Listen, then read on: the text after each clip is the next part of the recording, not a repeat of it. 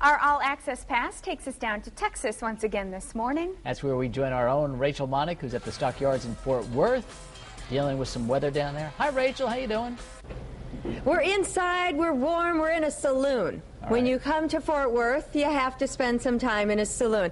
And I found an itty-bitty one right there. That is a replica of the White Elephant Saloon. We are inside the actual White Elephant Saloon. And if you can look at this back wall, look at all of those white elephants. Isn't that so cool? We had to turn the lights on, so it creates a different ambiance in here, of course. It's usually dark and moody inside, like a saloon you would think of when you think of the Old West. Rockland Mann is here to tell us a little bit about the place. There seems to be a lot of history in here, Rockland. Definitely. It's one of the oldest bars in Fort Worth, dating back to the 1800s.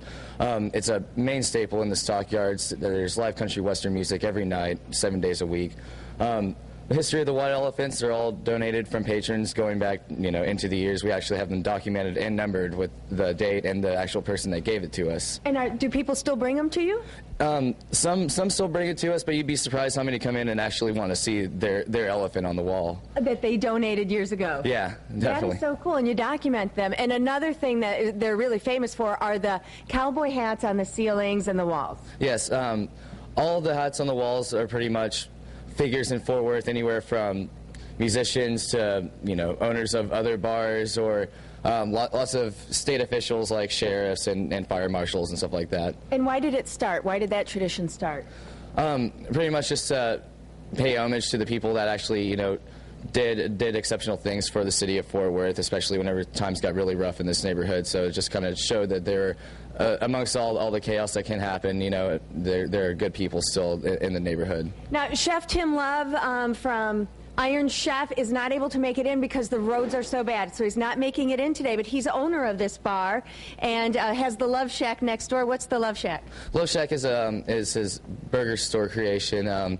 All the burgers are cooked to medium, and it's half tenderloin, half brisket, so it's treated like a steak. Really good food. We also, if it's too cold outside, it's snow covered right now, but we do order. You can order in here, and we do bring it inside if anyone wants to eat all into the night. So, Rockland, thank you so much. We got a couple of other guys here bellied up to the bar just so that we can talk a little football this morning. Justin Felder, what's happening? Well, how cool is this bar? I like all the hats. That was cool. We get all the history. This is a cool place to be. Another cool place that we've gotten to spend some time at this week, you and I were hanging out there yesterday, Rachel, is Radio Row. And what Radio Row really is it's radio stations from the entire country, sports radio stations, coming to Super Bowl week to do their shows. Not just Green Bay and Pittsburgh and Dallas. This is Baltimore and Los Angeles and Montana, everywhere in between. And what you see there are tons of former athletes of every sport, mostly football, of course, a lot of Hall of Famers.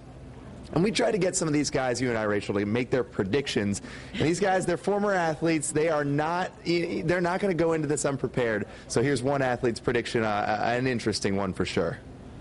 Friday night or Saturday before the game, I'll call a bunch of these guys and I'll ask about the Super Bowl. And when the guys tell me they've had a good time, I'm going to put a little X by their names. But when the other guys tell me, man, all I'm thinking about is football, I'll put a little check by their name. And then I'll add up the X's and the checks, and I can tell you my winner then. Because the Super Bowl is more than just a football game. It's about parties. And if you spend too much time partying, you're going to spend a little less time on the field. I can tell you that on Sunday, right before the game. Thank you. The Super Bowl is about more than just the game. It's about parties. And X's and parties and who's partying and who's not. Michael Irvin is certainly a character. He actually hosts a radio show. He wasn't a guest that day. He hosts a radio show out of Miami, so he was having guests over there. We were walking by when he was interviewing fellow Hall of Famer Emmitt Smith, which was kind of cool for football historians. They won Super Bowls together and former teammates. So it's a really cool room to be in. You also see celebrities. The Black Eyed Peas caused a huge stir. We also saw The Situation yesterday there, so that was kind of cool for those into Jersey Shore, but mostly sports stars. Kind of a who's who in the sports world. It's in everybody. It's a lot of fun. We'll be back over there today, I'm sure. And we get to work right next door and edit our stuff, send back scripts, so we get to, brush elbows with all these celebrities. So kind of cool. It is really cool. I was actually working, like he said, I was working really hard, going over my scripts and my video, and I heard Fergie was in the house, so I put the work aside for a few minutes, and I went and checked out the Black Eyed Peas. Scott Hurley is keeping you informed about everything online, too. Yeah, absolutely. like I said last hour, I've got notes here to keep myself straight because we got so much online on your all-access online pass at fox11online.com.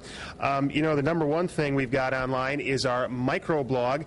That's kind of a live look, just a little quick text bursts of what's going on, and that updates automatically. So check that out and stay on it, and you can see what's happening down here in the Dallas-Fort Worth area and really around the country for the Super Bowl. The next part that you'll see is our photo uploader. You can upload your own photos, and that's a really cool thing. Check out some of the photos that other folks have sent out, and upload your own as well. And finally, today, we just talked about Radio Row. I'm going to do a little video blog. I'm going to head out there maybe around lunchtime, see what kind of celebrities we can find. Just kind of give you a tour, a little walking tour of what it actually is and what it actually does. So Radio Row, look for that later today, the video blog online. And I understand we have some pictures. Is that correct? From practice yesterday. Our first picture that we're going to be seeing here is of James Starks getting ready to run. He really came on in the last few weeks, and he's now almost a star player.